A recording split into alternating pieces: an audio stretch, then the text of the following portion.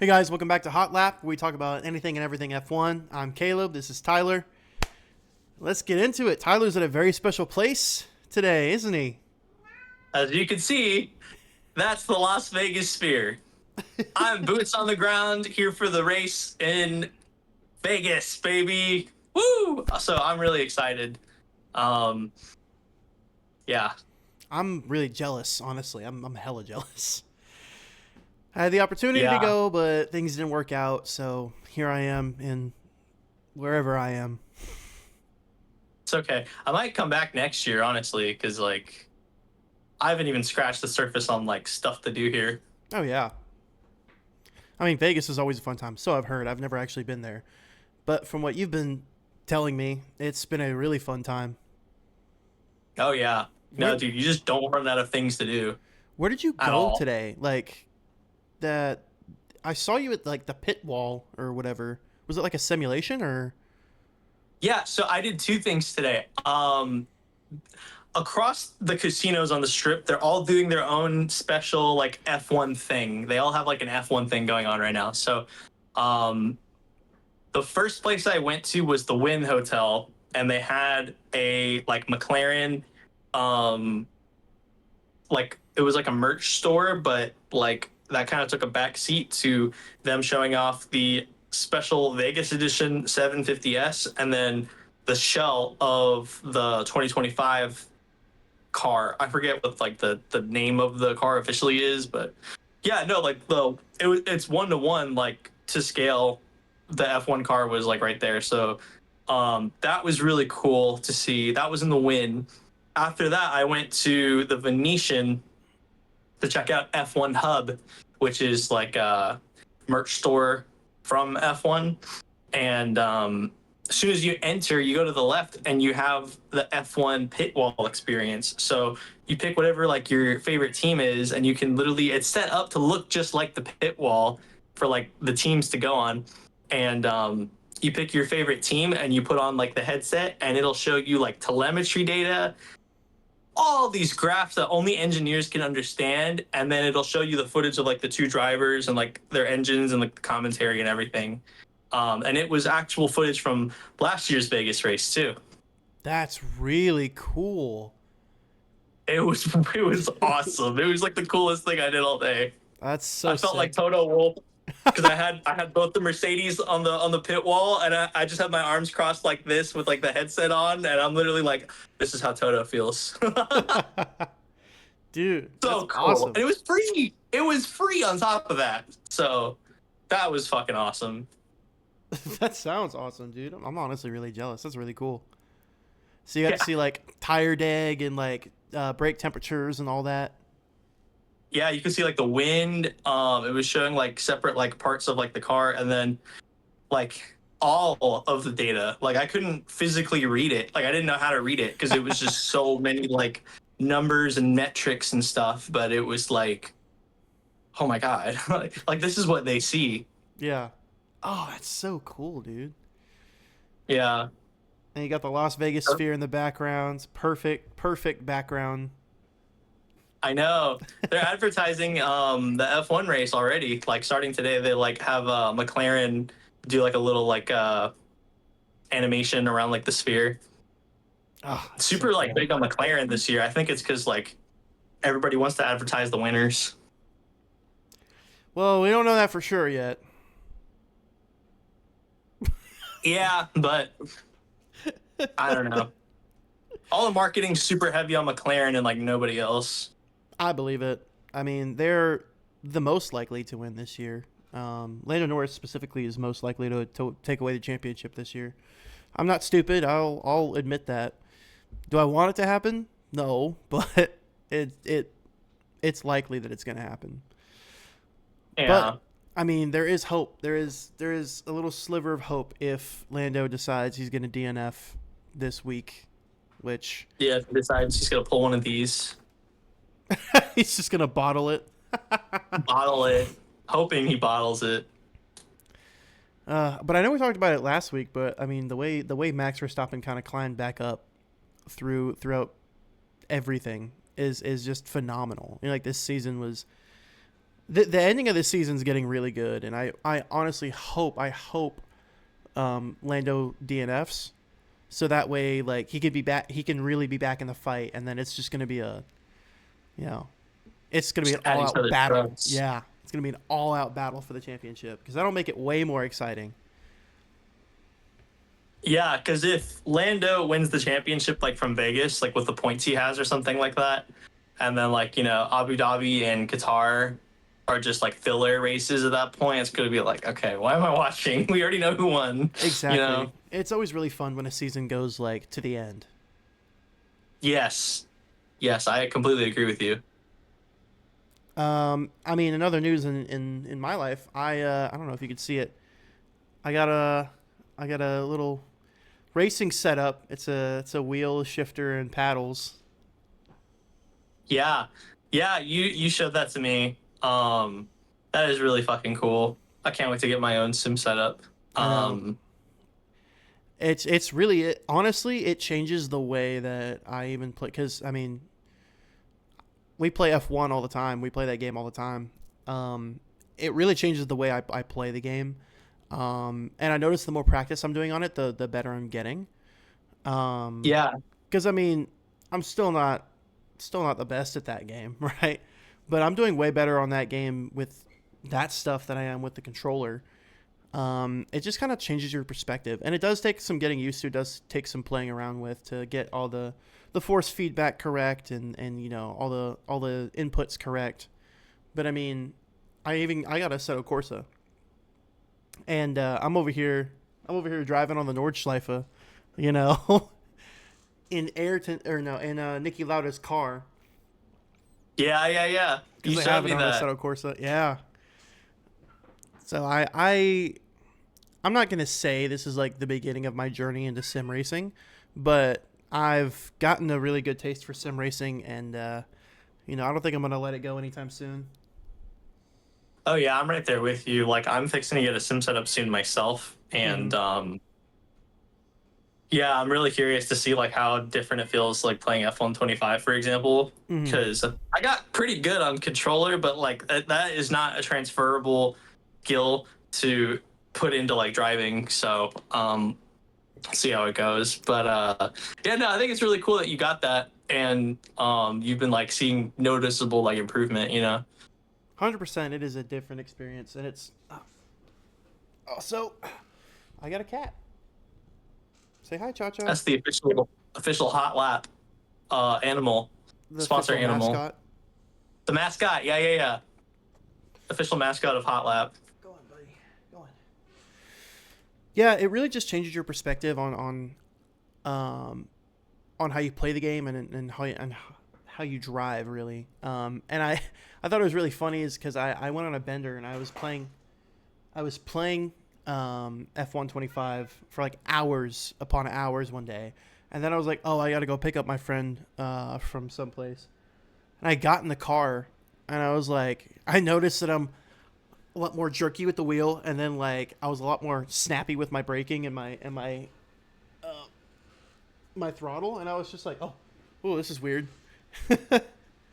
Yeah, And it's like I think I got a taste of what it feels like to go from driving F1 to like driving a civilian car.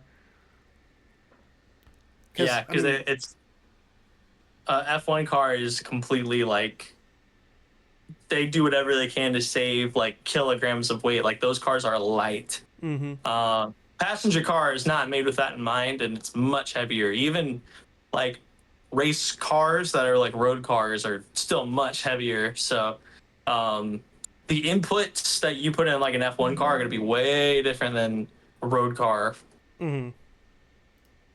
Yeah, and I completely agree. And it's not only the weight of it, but it's also the you're not feeling as much G's when you're in a passenger car. Sorry, my cat keeps trying to get up on the desk. But you're not feeling as much G's when you're in a passenger car. So, you know, it's you have to take all that into account, and it's just I don't know. It was just a crazy experience. I was like, this is weird. Yeah, I that's felt like interesting though. I felt like I forgot how to drive for a second. I was like, what? You're like, wait, what?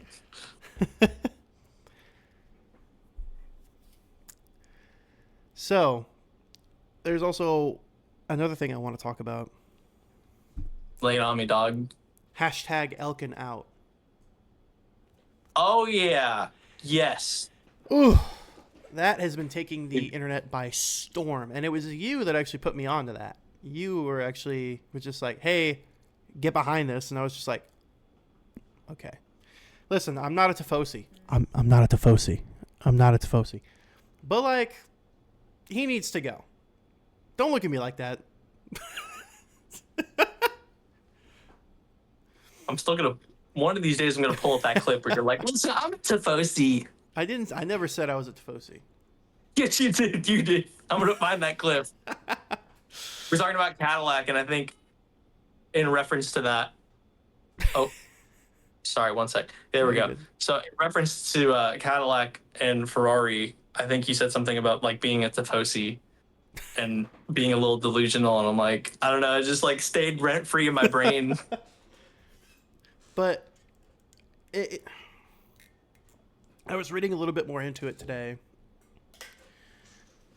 and honestly, so from what I read, it wasn't. It was more directed at Lewis Hamilton. That kind of comment Elkin made about how the drivers should just stop talking and drive. It was more directed at Lewis Hamilton because Lewis Hamilton behind the scenes was complaining a lot about the stewards and about the calls they were making.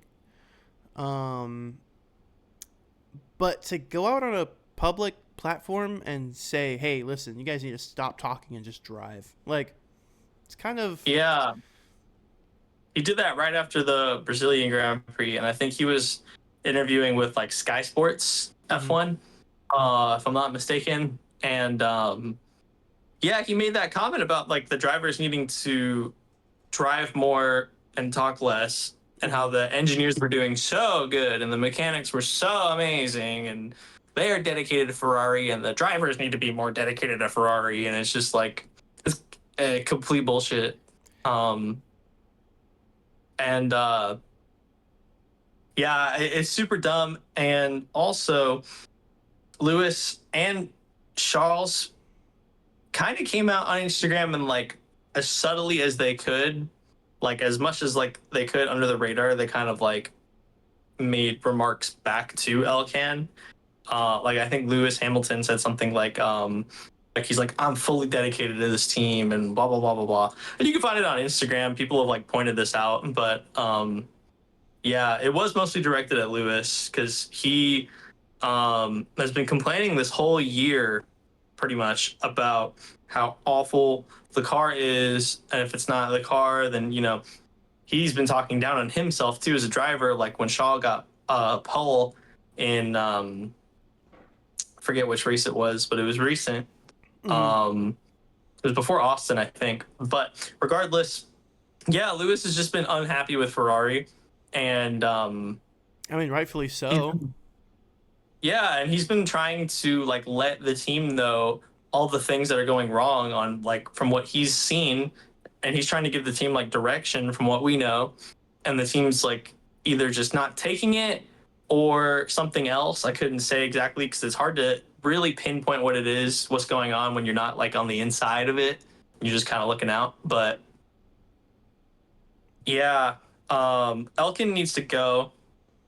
He is clearly more focused on like brand image for Ferrari, which Ferrari as a company has that huge issue where they try so hard to be like this luxury brand instead of what they were founded on, which was a racing team. Yeah. And it shows. And he needs to get out, and Ferrari needs to have a president and CEO who gives a little bit more of a fuck about the racing side of it versus the nose up too good for you branding that Ferrari's known for, you know. Yeah, and racing is already. I think we talked about this last time. Racing is already kind of elitist, in my opinion. Um, Me too. and just to try to be more elitist above racing is like who do you think you are? Like, yeah, you may be the Yeah. president of the Ferrari F1 team, but at the same time, the team's not doing so good. That kind of reflects on you. And whenever you are kind of trash talking your drivers on a public platform, that really says more about you than it does about them as a whole. Because Yeah, why that's would you not a good trash talk work. your why would you trash talk your drivers on a public platform? That's not how we go racing. But McLaren doesn't even do that. Shit. I mean, they might yeah, pick favorites. They don't even outwardly shit talk their drivers like that. Like, come on. yeah, they may favor Norris over Piastri, but they'll never come out and be like Piastri needs to do better. Piastri needs to fucking work harder. It's You like stop talking. he needs to stop talking and drive. Like seems kind of ass backwards to me. But because of that, and you can go through even now. You can go through like every single one of Ferrari's posts recently. It's just spammed hashtag Elkin out, just spammed under every single comment. And I'm doing my part. I'm definitely every time I see a Ferrari post, hashtag Elkin out. I'm doing my part too. I'm doing my Um, part. yeah, the backlash has been insane over that. Going back to you first mentioning it about this hashtag thing.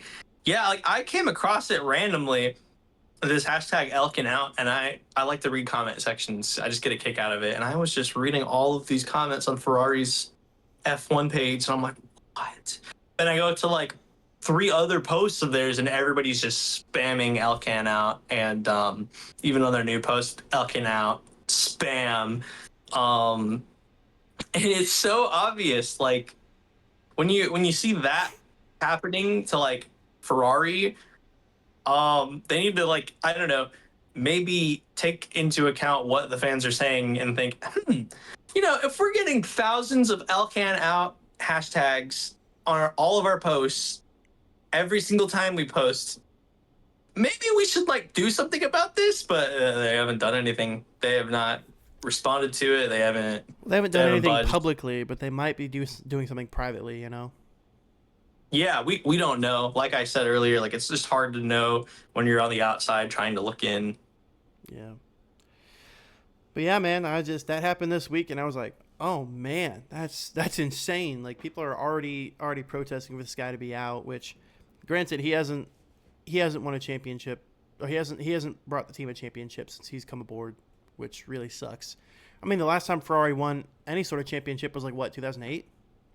2008. Yep. I think it was Kimi Räikkönen or That sounds like it was either Kimi Räikkönen or Michael Schumacher. That sounds right. no, not Schumacher. Mm. I think it was yeah, I think it was Kimi Räikkönen. No, Mika Häkkinen. I don't know. I always get those names mixed up. It was probably Kimi Räikkönen. Because that sounds accurate. Yeah.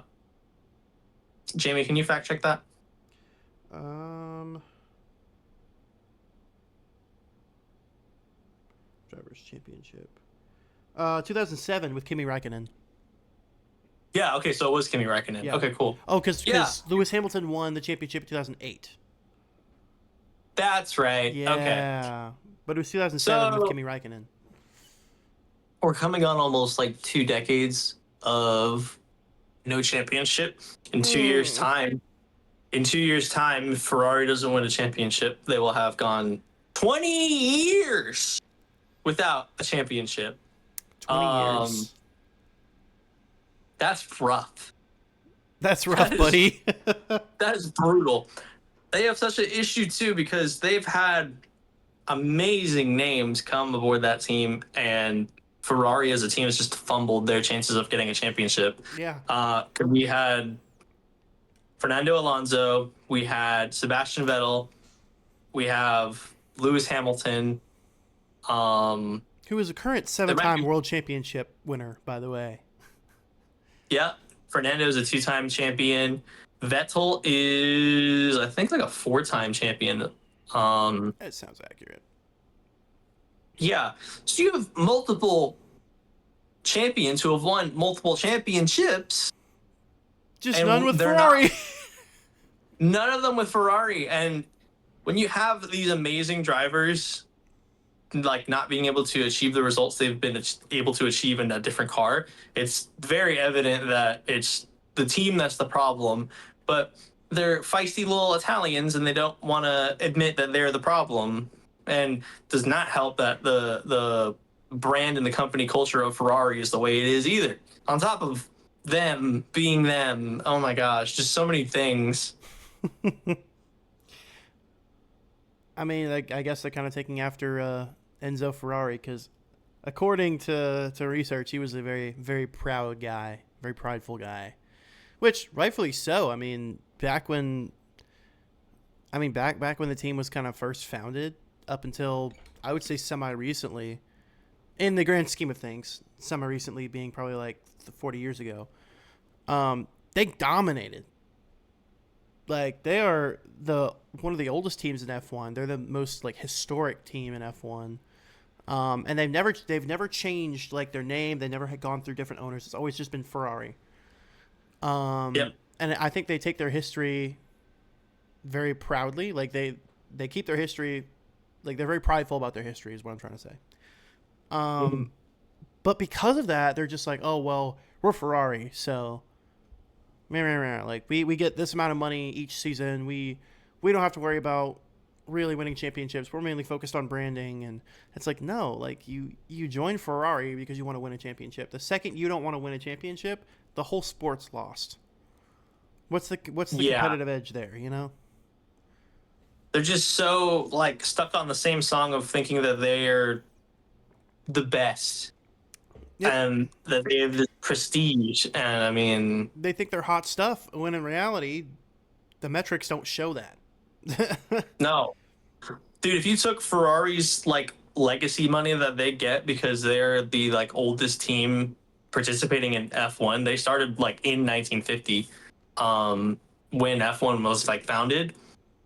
If you took away like the legacy bonuses that they got, and you paid them like a normal team that's like on the grid today, because they can't manage the resources they have now. So if you gave them like the resources that other teams have that are like maybe a little bit smaller, dude, Ferrari would be a backmarker team. Absolutely. Like imagine you give them the resources that like Haas has. Yeah, they would. They're Yeah. cooked. They're out. They're out of F1. Honestly, if they were on like Haas levels. Because they don't know how to manage their stuff. It's always going to branding, and it sucks to see, but it's reality. And this is like the same song and dance allegedly too, because apparently before Michael Schumacher was winning championships with Ferrari in like the 90s, 2000s, they were struggling again. Back then, they weren't doing well. I don't know like the exact specifics of it, but I know that they weren't doing good until Schumacher came along. So, yeah, I don't know what their problem is, and it remains to be seen if Hamilton can turn the tide around, like Schumacher did, because they're both 7-time world champions and everything. But I feel like just remains to be seen. that's probably why Ferrari tried to scout Lewis Hamilton is because like they were like, okay, here's a 70-time world champion who is still in his prime. Let's scoop him up so that way he can win us some championships, so we're not still the laughing stock of F1. And now we're quickly realizing that it's not the driver so much as it is well, you know what I'm trying to say? Like the driver can only take you so far. You also have to have a really good a good machine for the driver to be able to drive. It's not just about the driver, it's also about the machine. I guess that's what Ferrari didn't realize is like, oh, we can still use we can cut these corners and not put as much money into the car, but it'll be fine because we have a great driver. He'll be able to manage the car. Like no, if the car is not up to standard, how can the driver push to their full potential?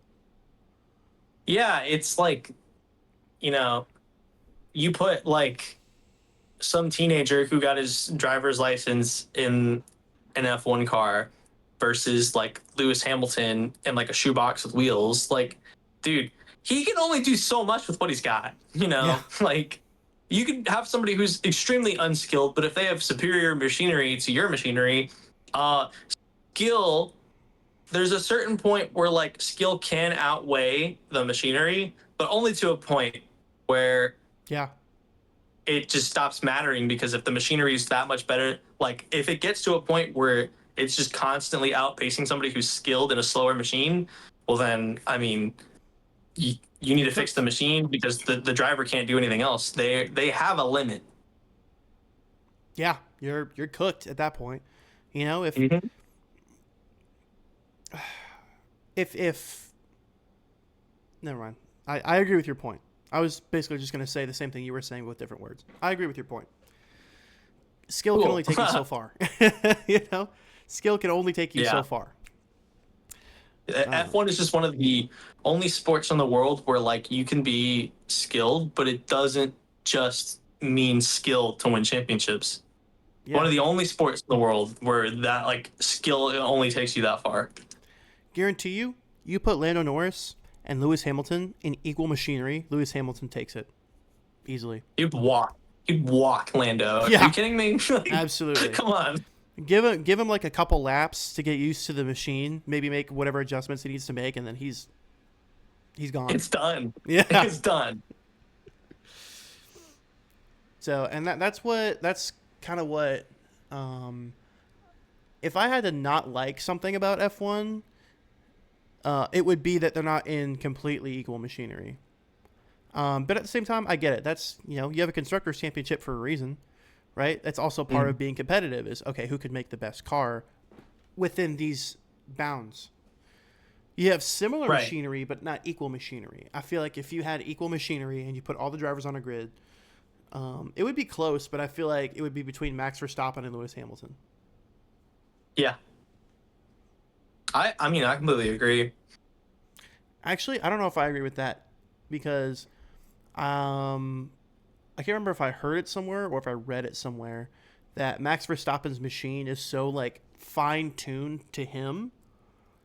So if you put him in equal machinery with someone else, I'm not sure if he would do so great. Yeah. I mean, at the end of the day, it's all hypotheticals, and Yeah, it's a whole rabbit hole of like analysis on like, who would win a race if everybody had equal machinery. But yeah, I think the main point though is that Ferrari for almost 2 decades has been awful, has completely abused and wasted talent that they've got, yeah. and they want to like point their nose up and be like, "Oh, it's not us that's the problem, it's our drivers," and it's like, it's just delusion on their end. Everybody at Ferrari is delusional. The fans in their own way. We got the fans that are delusional and the management team that is delusional. Is Delulu there is the like Salulu.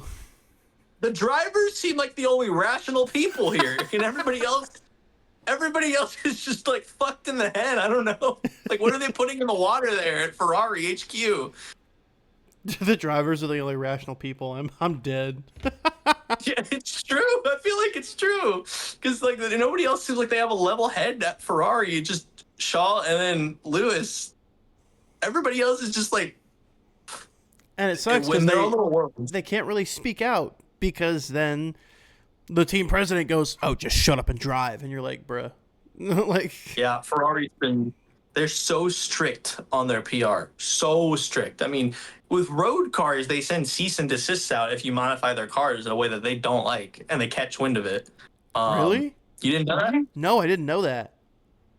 Oh yeah. So like superstar example, this happened a very long time ago, like 2012. But when Skrillex was super big and he like popped up onto like the dubstep scene, he actually bought a Ferrari and he modified it with like a Nyan Cat wrap because that was cool at the time. Oh, sick. And he changed the badging to say Ferrari instead of Ferrari.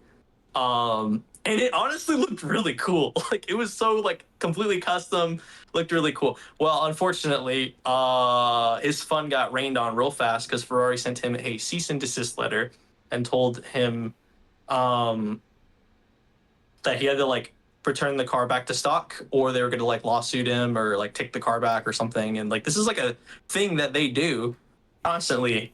But funny enough, after that, Skrillex got rid of the Ferrari and bought a Lamborghini and did the same Nyan Cat wrap. And Lamborghini's the fun one, so they don't care what you do. Fuck yeah. And it just makes them look better when Ferrari just wants to be a little pissy, whiny baby, and that gives Lamborghini the chance to like look really good because then they can just be like, well, you can do what you want Yeah.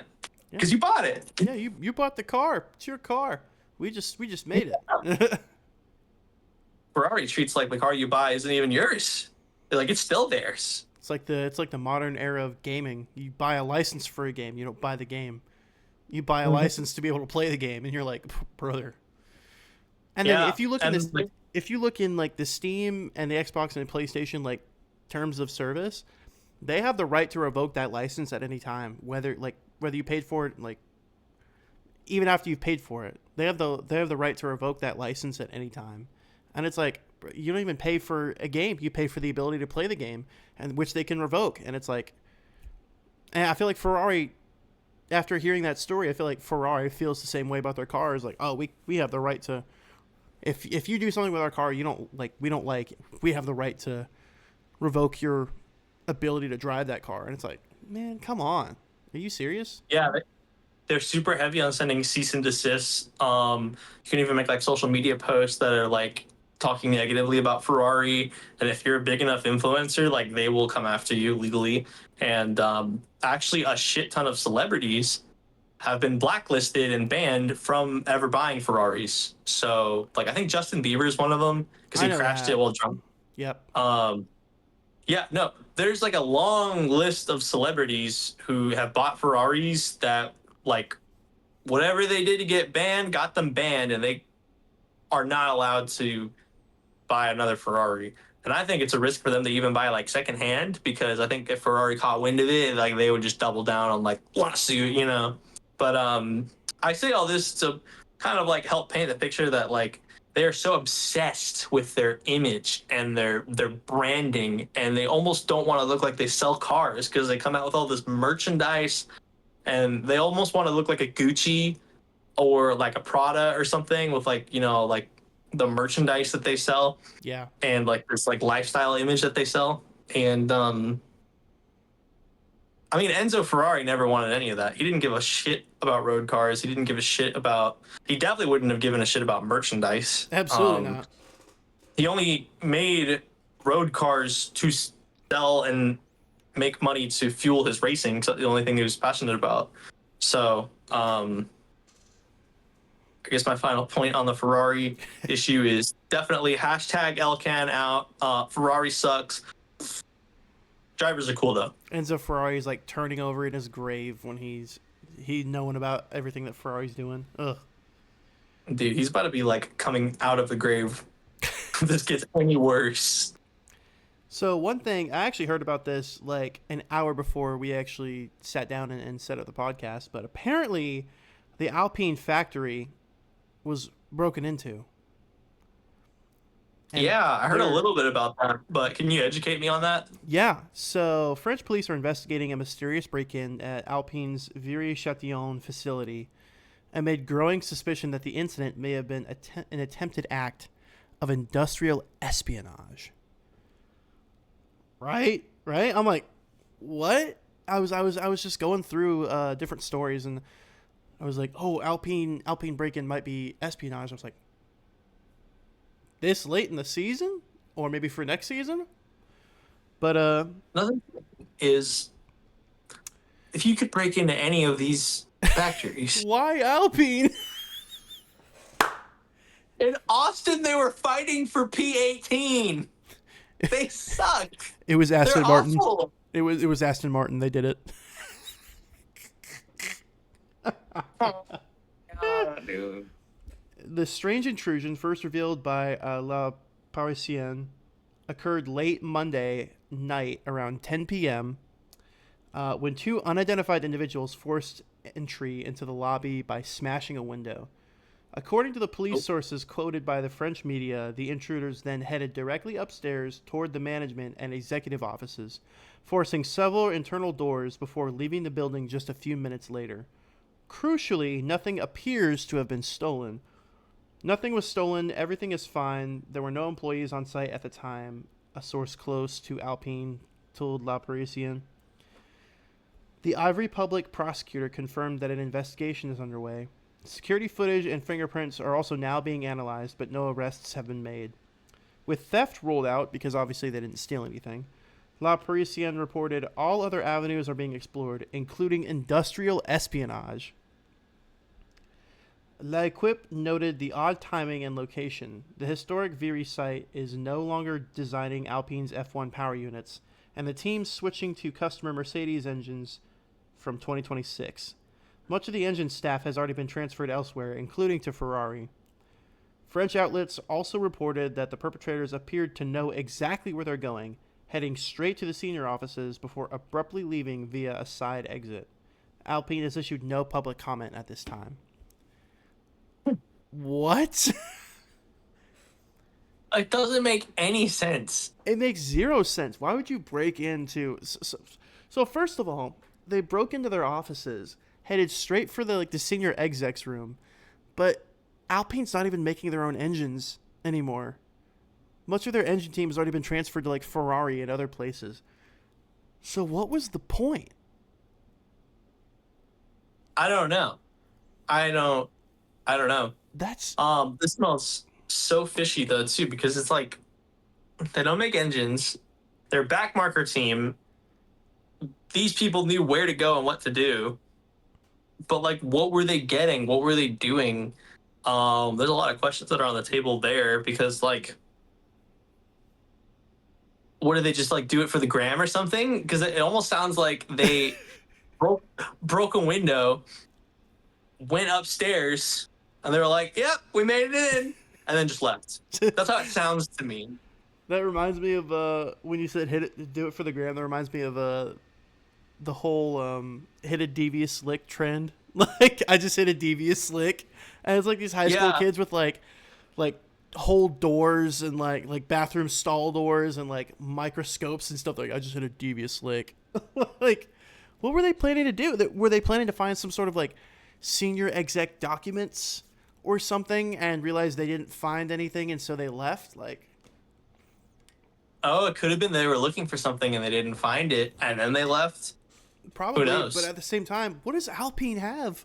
Like, honestly, what does Alpine really have? They're a backmarker team. They're not really doing that good in the season. They haven't been doing good in a while. Dude, I'd at least go like Rob Haas or something. Like, come on, man, have some standards. Have some standards. Oh yeah, I don't understand. There's a lot up in the air with that one. I know who it was. It was Jack Doohan. No. It was Jack Doohan because he's mad at Alpine for kicking him out. That would actually be like really funny. Allegedly, he is racing in Super Formula in Japan, which is like, I guess, one of their leagues that they have in Japan for racing, which is pretty similar to Formula One. Like you're driving a Formula car, open wheel, all that stuff. Mm-hmm. But yeah, that's just a little side note. I digress. Yeah, I really want to know if we can find some more developments on the Alpine thing, because like, what the fuck? I'll keep my ear to the ground, and I'll definitely keep you posted. Maybe we could talk about it next episode, but I'll definitely keep my ear to the ground and see what comes of that. I don't know if anything will come of it, but We'll see. We'll see.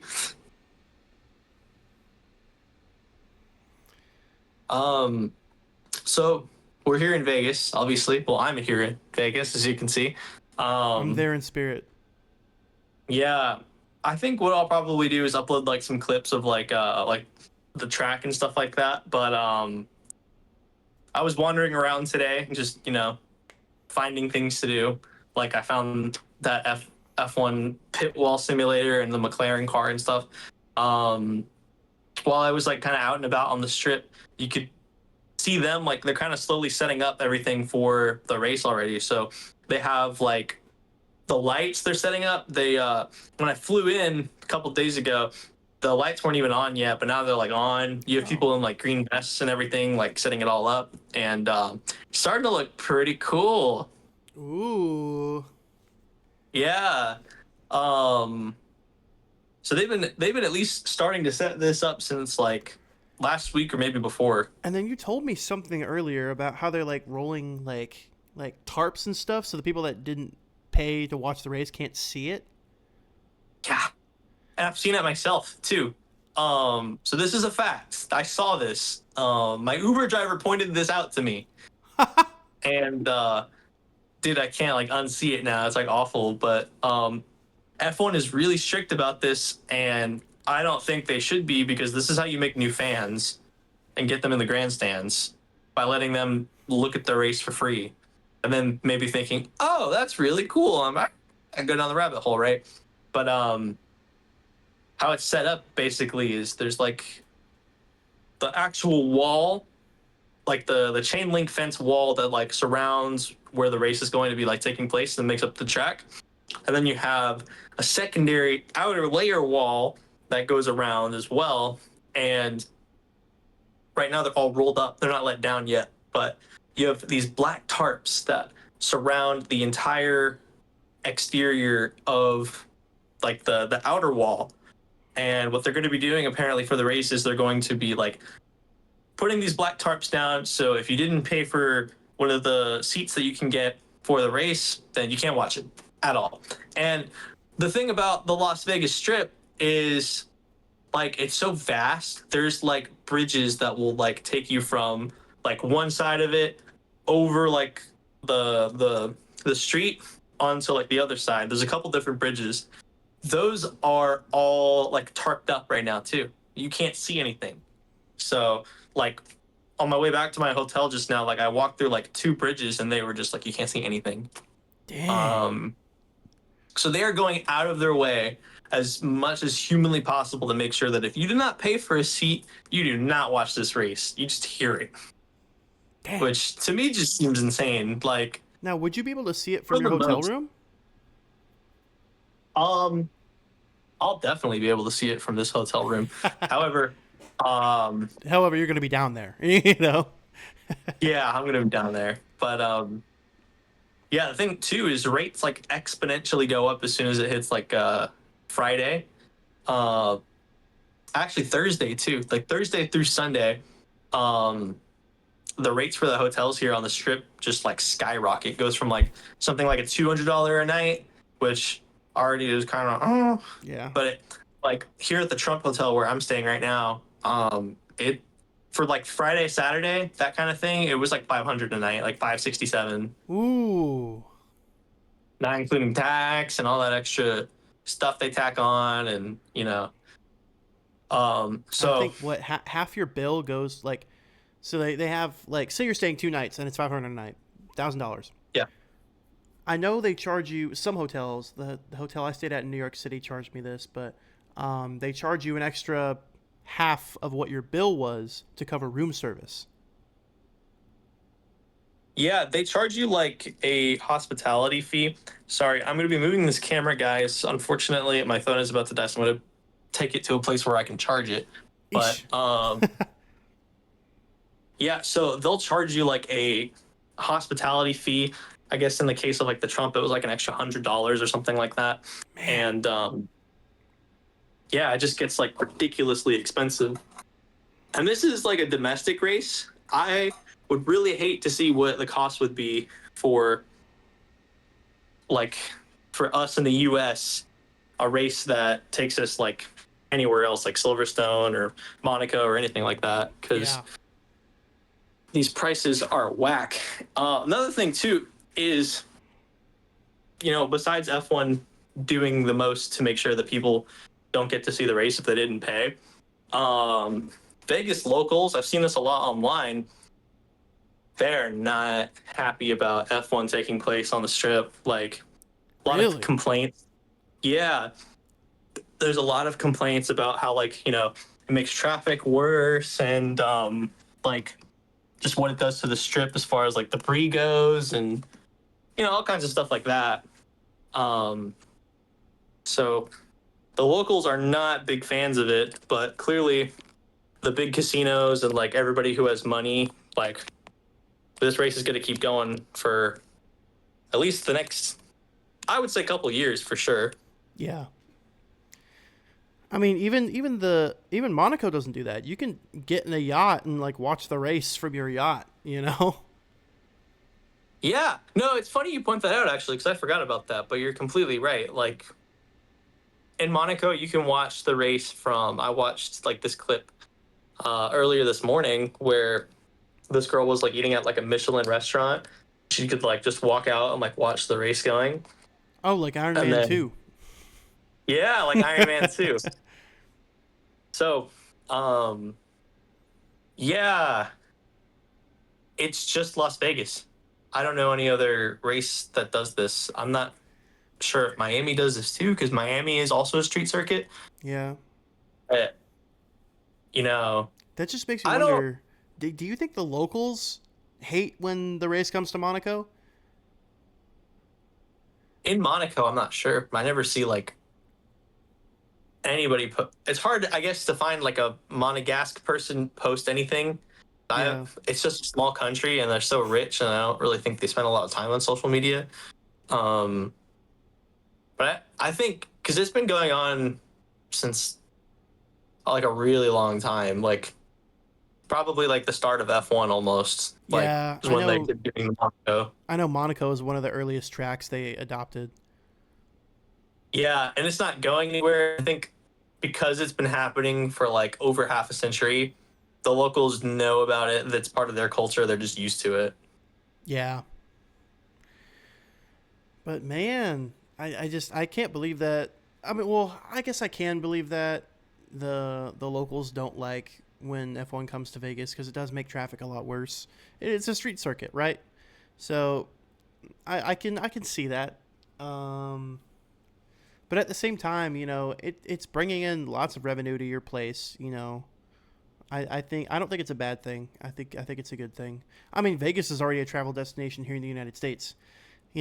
People hear you. Oh, I'm going to Vegas. Oh, dude, I hope you have fun. And It's you like know, like one of the top places to travel to in the United States. Like you have people yeah. from all over the country showing up here. Like I've talked to like some guy who came down from Salt Lake City, Utah, another guy who came from Phoenix, Arizona. People from Cali show up here, so on and so forth, right? But like this is a go-to travel destination, and then on top of people from like Europe and such like coming to see the race, like makes it even bigger. Speaking of that, and I told you about this earlier. I think it'd be a cool thought if you were just walking around and then all of a sudden, is that fucking Lewis Hamilton? Like like imagine you just see a random ass F1 driver on the street. Obviously, they're gonna be surrounded by bodyguards, right? But like, imagine you're like at a club or you're like at a restaurant, and then all of a sudden, like, freaking Lewis Hamilton walks in. Like, Dude, I don't know. I would not know how to act. I'd like give him my whole life story. I'd be like, Lewis, I've been a fan since this and this and this and this and this and oh my fucking god, holy shit, and blah blah blah. I'd give him like a whole like, oh my god.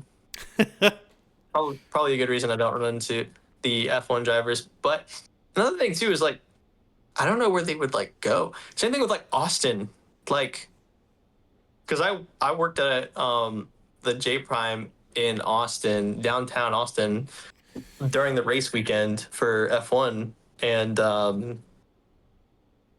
Pirelli Group showed up to eat, and we oh, I remember had you like told me about this. Yeah. yeah, Pirelli Group showed up to eat, um, but not too many like big like we didn't really have any big names show up to like the restaurant. And it's just one restaurant, I get it, right? But like at the same time, you I don't know like during the Austin Grand Prix for an example like where these drivers go or like what they do. Like it's really Sixth hard to get a Street. gauge on, They all go to Sixth Street. right? Yes, sir. Anybody that Yeah. anybody that knows ball that knows about Austin knows about Sixth Street. Yeah, no, elite Texas ball knowledge required. Hell, I'm about to um hit up Sixth Street when I move back. I'm gonna be there.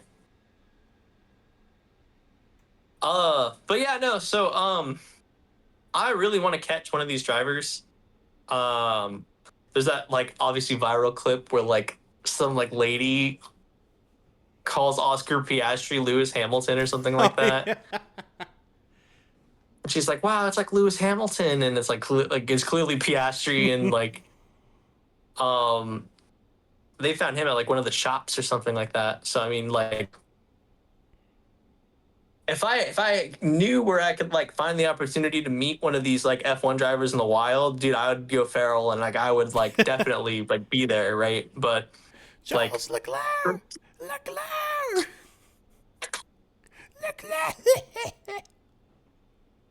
yeah, I think it would be awesome if I could like meet one of them in person, like candid, like not an interview, not at one of the F1 events, just like, hey, Oh, hi. hey, I'm a huge fan. But it just seems like so impossible. It's like, where the fuck do these guys go? Like, what do you do? Where do you go when you're on like that like income bracket? Well, I did see there was this one video of Lewis Hamilton like grinding on a girl at the club. She was enjoying it, like they were having a good time. But it was like, at first it was like, what? And like the camera zooms in, and it's like Lewis Hamilton just like all up on some girl, and she's having the time of her life. She's like, ah. I'm just like, I guess I know what he likes to do in his spare time. Just go to the Dude, fucking club. I was today years old when I found out he was doing that. Like, what? Yeah, I'll try to find you the clip and send it to you. But yeah, I was like, I saw that and I was like, Oh, that's Lewis Hamilton.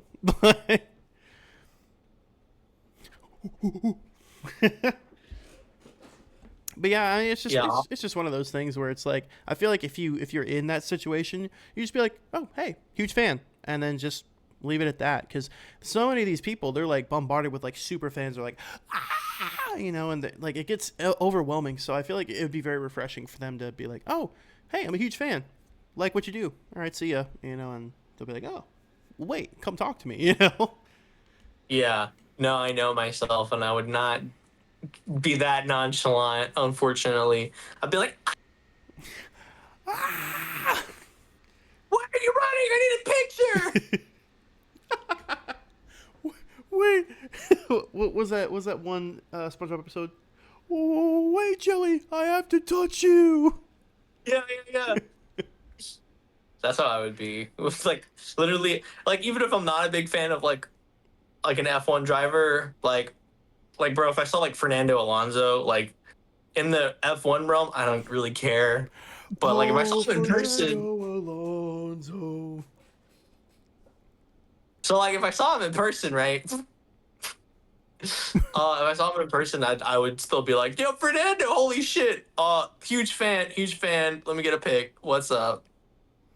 How's Aston Martin? At that point, I would be like, hey, Lando, I still want to pick. Come here. Let's take a pic together. Lance Stroll, you can pay me to be your friend. You could pay me to be super supportive of you no matter what happens. Yeah, I'll be your best friend for the right price. I'll be your best friend for the right price is actually diabolical work. Dude, I'll be in the paddock. I'll rep Aston Martin green. I'll rep the Lance Stroll number. I'll be like, Lance Stroll! You didn't crash this race. Let's go! Fucking go! God. It's okay. Minor setback. He spun out. It's a minor setback. It's all good. It's all good. It's a minor setback to a major operation. Yeah. I don't think I'll run into any of the drivers. It just doesn't seem very likely because Vegas is so damn huge. But yeah, I agree. But if in the off chance it did, man, what a story that would be. I would tell them to support the podcast, to be like, hey, you want to be on the podcast? If you can secure that, I will. I'm not going to say what I'm going to do on the podcast, but.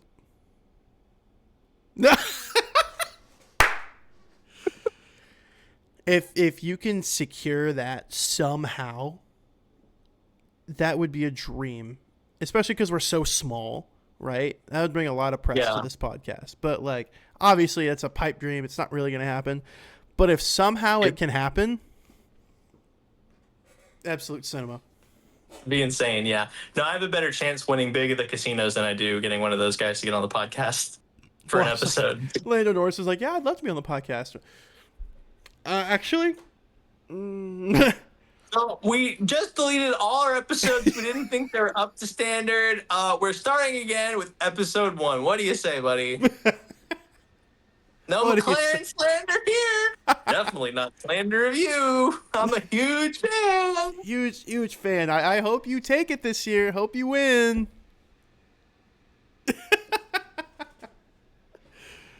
Jokes aside, as a person, I don't really hate any of them. I feel Yeah. fine towards like all of them, but it's just in the context of the sport. I'm like, no, fuck you. We talked about this last episode, right? Like, we don't actually hate any of the drivers. We talk shit about the drivers, sure. Talk shit about the teams. We don't actually hate anybody. That's just, No, yeah. that would be like toxic fan levels of cringe, you know, like Yeah, like Lance Stroll could literally like dive bomb and like make half the race DNF. And like I'd be like, what the fuck, dude? But like if I saw him in person, I'd be like, hey man,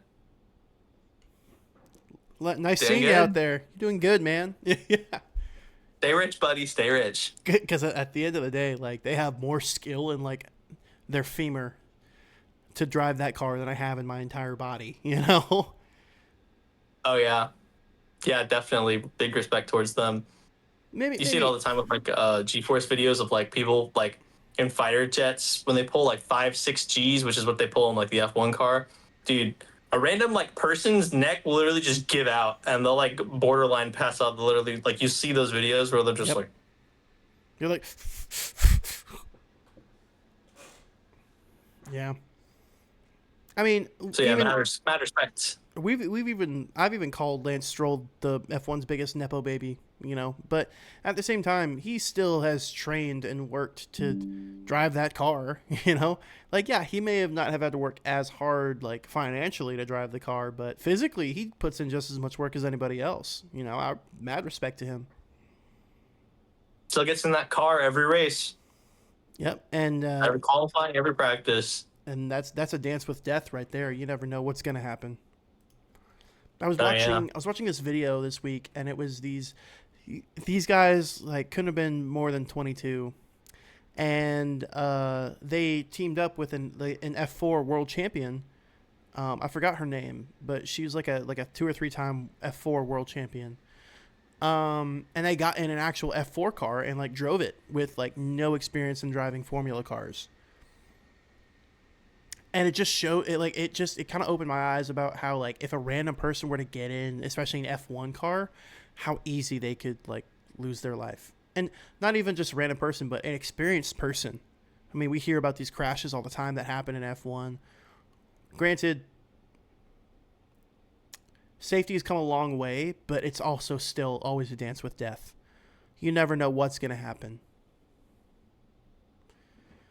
Yeah, I guess I could agree with you a little bit, but I mostly kind of want to disagree Okay.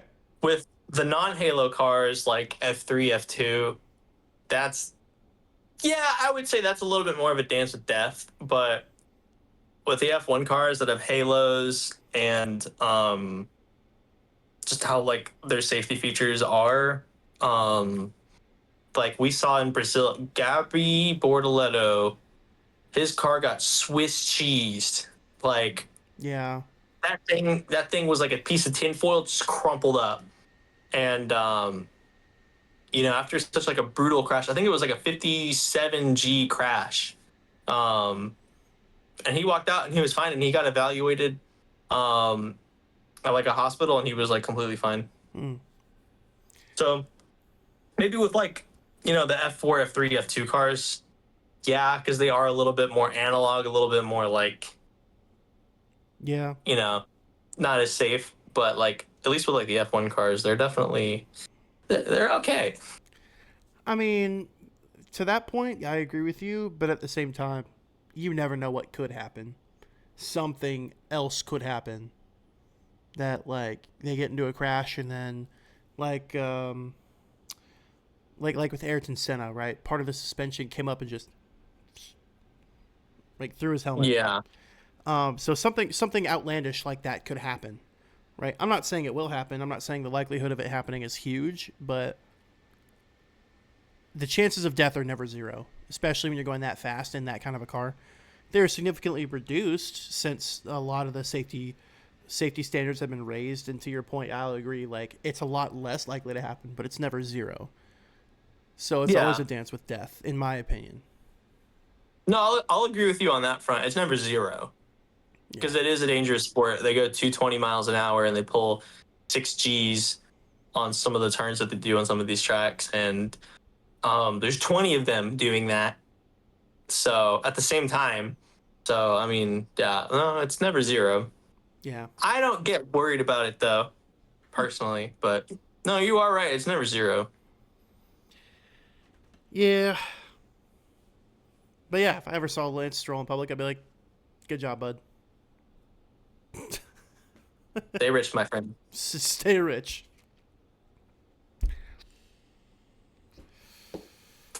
Um, yeah, I mean, going back to Vegas, definitely really excited to report on my findings for this Caesar's Palace experience because there's been no footage of this area. Um, so you will be hearing about it from me. I've Mm-hmm. talked to some of the locals here in Vegas. I've actually made a bunch of friends Yeah. here so far. Really? That's awesome. Well, more like I've made acquaintances with people, but Mm-hmm. enough to where like I can talk about like I can talk about like the local things or whatever, and like they'll let me know. Um, where I was going with this? Oh yeah, lost my train of thought. Sorry, but as far as I know, Caesar's. Oh, oh, okay, great, Yeah. great. No, no, keep going. Oh, okay, no, I just got your text. But Yeah. anyways, where I was going with this pretty much is that like Caesars. I'm gonna report on it, and I'm gonna definitely let you all know about my findings. And please Um, film like plenty of content, like you like walking down, like, "Hey guys, I'm here at the track," and oh, it's gonna be so cool. I wish I was well, I there. got my selfie stick right here, so like, let me just like tighten this a little bit, and then, oh, that's the charger. Sorry, it's That's the connected to your phone charger. charger. Oh, dude. Yeah, so I mean, I can definitely do like a vlog style video of me like at Caesars, like reporting on the F1 race and stuff like that. I think that'd be really cool for me to do. I'd love to do that, and I really want to like, you know, show people the truth. I'm like, this is what $400 gets you for this fucking race in Vegas, and if it's worth it or not. Yeah. Um, Race predictions we're not really gonna know till qualifying. It's so I don't really. I'm like the most unsure about this race than any of the other ones. So, Lando DNF. Lando DNF. no DNF. Let's go. Ferrari 1-2 at Vegas. You can't keep getting away with this. I can't keep getting away with this. Dude, my goat, George Russell, won Vegas last year, and Hamilton with Mercedes got P2. Ferrari 1-2 at Vegas. They Let's were, go. it was a Mercedes one too. You fuck with. Listen, I can be as delusional as I want, all right? And you say you're not a Tifosi. I'm not. Get out. I'm not. Out. I got no dollar bills, no dinero. I have no dollar bills, no dinero. Okay, buddy. But yeah, I mean, I think that wraps everything up. I will keep us posted for race week. Tomorrow morning, I won't be in Vegas proper. I will be out in the desert for 3 days. Ooh. So I'm going on like a little side quest. Should have planned this better because I didn't realize like leading up to race week, like the stuff you can get into, but that's okay. Not a big deal because at the end of the day, I'm going for the race. But I will be reporting on it, and we're gonna see how this goes. And I'm hoping that I get a good view. Yeah, check the Instagram at Hotlap F1. Yes. keep on the Instagram because we're gonna be posting some content there. I'm gonna keep my ear to the ground on this whole Alpine break-in situation. See if I can find out more about it. But yeah, I think that pretty much wraps us up for this episode.